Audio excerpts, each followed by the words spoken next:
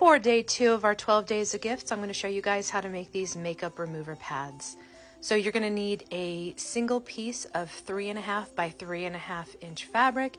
And then I use black terry cloth. You can use white terry cloth, any color, honestly. You can even use a washcloth or a towel. Just you want to have something that's a little bit scrubby, but not so abrasive that it's going to hurt someone's gentle skin. So that's why I use a terry cloth. I enjoy it. Some people actually also use flannel, which is absolutely fine. It's completely up to you what you would like to use. I just bought the terry cloth, the black terry cloth from Joann Fabrics. I just bought a yard of it. But be careful if you are using terry cloth. It does fray a bit. It gets very fluffy, and you have those all over when you cut. When you sew it though, all of those fluffs go away, so don't worry about that. So the reason I use the black is because I realized I used to do this with white terry cloth, and then when I was wiping my own face, the mascara came off and it left smudges. I didn't like that. So anyway, long story short, you're going to take these two pieces, put them face together, so right sides together. The pretty side that you want facing out, you're going to put face down onto your terry cloth or whatever fabric you're using. You're going to go ahead and close that up. Leave yourself about a 2-inch gap and sew all the way around. And then go ahead and cut the corners to get rid of the bulk. And I always get rid of the threads too because they just annoy me. So you're going to cut those away. And then you're going to put your fingers into that little tiny hole. I never leave myself enough room, and my fingers are pretty fat, so this is kind of, I struggle with this part. So you may want to leave yourself a little bit more room. Pull that out, and then I use a crochet hook to push in my corners and get them nice and neat. And then what I do after I'm done is you just kind of tighten that up and make sure everything's laying flat, nice and neat. Then you go through and top stitch.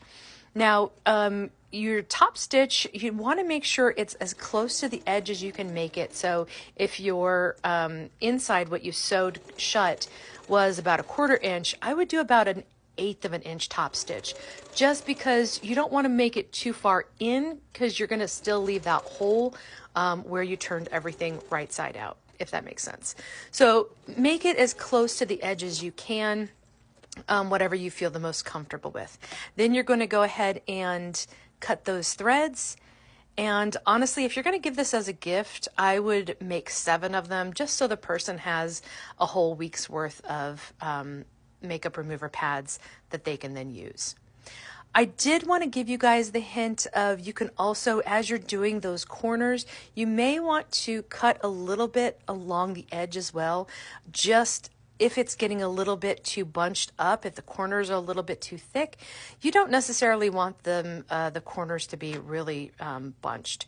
So I cut away just a little bit more right here, and I wanted to show you guys how I do that.